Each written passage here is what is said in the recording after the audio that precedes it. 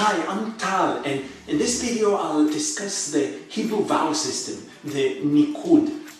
I will show you a different way to identify the Nikkud signs based on their shape and location within the word.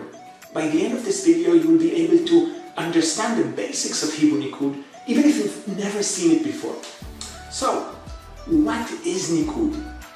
Hebrew is written from right to left, using 22 letters that are all consonants.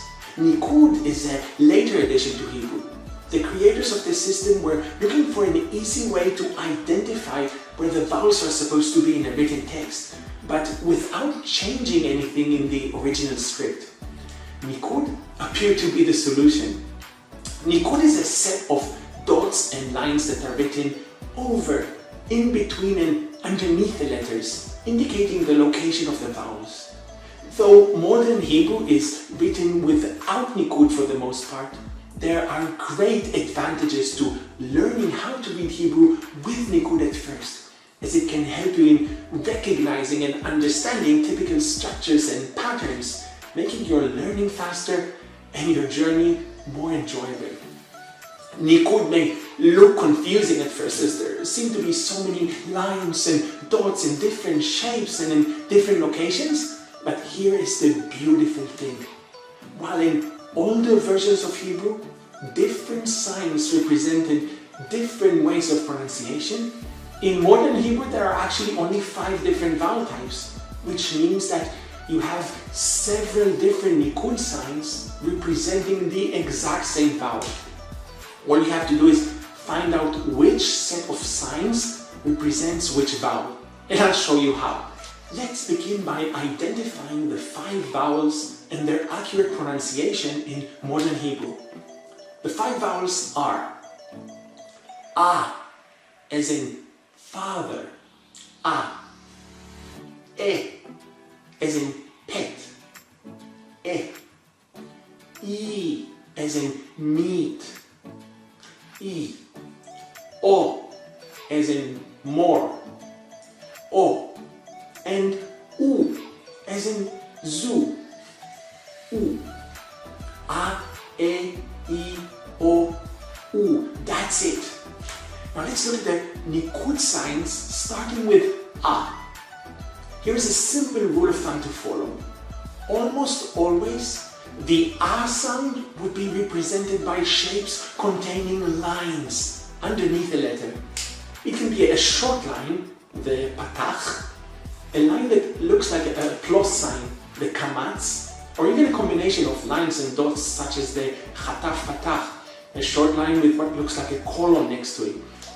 There are some exceptions, such as the rare chataf kamatz Nikkud sign that actually indicates an O sound, but overall, in the majority of cases, when you see a shape containing lines underneath the letter, it would mean that the corresponding vowel is A. Let's take my name for example. I'm Tal. And my name in English looks like this, Tal. If I could do a magic trick and use Hebrew Nikkud in English, how would it look like in this word? The A inside of Tal would disappear. The A would disappear and a line would appear under the T, representing the A sound, Tal. And indeed, in Hebrew, my name is made of 2 letters, Tet and Lamed. You read it from right to left. Letter, Nikkud sign, letter, Tal. So now we know that the sound of A is represented by shapes containing lines under the letters. What about the E sound? Well, with E, it's the exact same idea. Only this time, it's not lines, it's dots. E is represented by sets of multiple dots under a letter. I will touch on a couple of exceptions shortly, but overall, when you see a combination of several dots under a letter, they will indicate the E sound.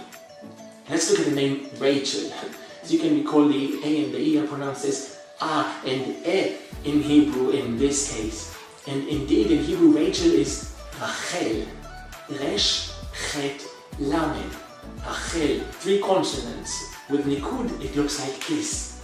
Rachel. You have a line under the resh, so it's Ra, and dots under the chet, which makes it Che, Rachel. One exception to the rule of dots is the shva sign, the one that looks like a colon.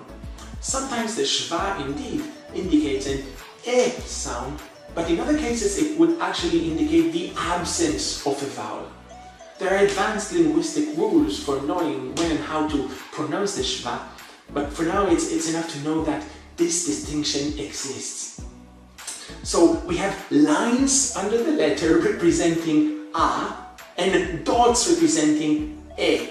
Let's move on. The e sound is ez. It's represented by one dot, the chirik, under the letter. To make it easy to connect the e sound to the one dot, I just think of the dot on top of the letter I. And it reminds me of the e sound, only this time the dot goes under the letter, not above it. Let's look at this Hebrew name. Can you read it? There's a dot under the mem and a dot under the kuf. Miki. Now here's something very cool that can help you a lot. In Hebrew there are 4 special letters. Alef, Hey, Vav, and Yod, the Ahoy letters. They are consonants that can also serve as vowel indicators. In the name Miki, aside from the dot, you can also see that both Yods serve as vowel indicators, making your life easier. See if you can read this Hebrew name. It contains everything we discussed so far. As you can see here, there's a line under the dalet making da. Da. There's only one dot under the nun, followed by a yod as a vowel indicator. So it's ni, da, ni. Then there are multiple dots under the alef, so it's e, and the line under the lamed ending with la, Daniela. Great. So lines make a, dots make e, one dot makes e. Next we have o. O is also represented by one dot, but this time it's on top and to the left of the letter, with or without the vowel indicator vav following it. I think of it as sort of the letter looking at the dot saying, oh, you're up there, you don't want to be with us, eh? It helps to remember that O is created by one dot that is far out to the left on its own. Let's look at this Hebrew name. This is the Hebrew name for Moses. It's Moshe. The dot to the top left of the mem indicates that the pronunciation is Mo. Mo-she. Now let's look at another Hebrew name, a beautiful name that is common to both males and females. Here you see the Alef, then a Vav with a dot on top of it as a vowel indicator, making O. Then a Resh with one dot under it, followed by the vowel indicator Yod. Ri. O. Ri. A very cool unrelated side note. A very cool unrelated side note about this name is its meaning. If you put a stress on the second syllable and pronounce it as Ori, the name means my light, Ori. But if you stress the first syllable and pronounce it Ori, it means shine, become light, said to a female. What an awesome, rich language. Moving on, the last fifth vowel, U. There are actually 2 ways to get U. One is when the next letter is the vowel indicator Vav again, only this time with a dot inside of it, in the stomach of the Vav, rather than on top. Imagine getting hit in the stomach and going ooh. This can help you associate the location of the dot in the stomach of the Vav with the U sound. Let's look at this name. The Resh and the Vav with a dot inside create Ru. With Tav, it's Ruth. It's the Hebrew name for Ruth. Ruth. But that was just one way to make U. The other is actually the one exception to the rule of dots. There's actually one Nikkud sign that is made of multiple dots, but it makes an U rather than an E sound. It's called a Kibbutz, and it's made of 3 diagonal dots. It kind of looks like a slide. To remember that it makes the U sound, you can think of getting hit in the stomach, saying ooh, then going down the slide and leaving the part. It will create a hook in your memory that would help you associate this unique shape with a corresponding vowel sound. This is just perfect. As you can see, in this word, the mem with a slide looking sign under it makes mu. Now remember when I said that sometimes the shva, the colon looking sign, can create an e, but in other cases it actually indicates the absence of a vowel. But this is what we have here. The shva under the shin doesn't mean that the pronunciation is mu she. It's just mush, no vowel there.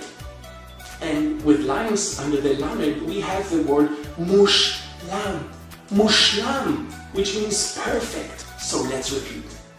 A is lines under the letter. E, dots under the letter. I, 1 dot under the letter. O, 1 dot up and to the left of the letter, with or without the vav following it. And U, a dot in the stomach of the vav following the letter, or the slide like kibbutz under the letter. Now test yourself. Let's see if you can read the following word. We have the letter Alef, Chaf and Lamed, but as you can see, it is impossible to read this word out of context. Let's add Nikkud. How would you read this? This is Achal, meaning he ate. What about this one? This one is Ochel, Ochel, which means food. If we change it to this one, this is actually Uchal, Uchal, which means I will be able to. And this is Achil, Achil, which is edible. I hope you were able to get a good grasp of the basics of Hebrew Nikkud. Feel free to comment below. I'd love to hear what you think. Thanks so much for watching and see you next time.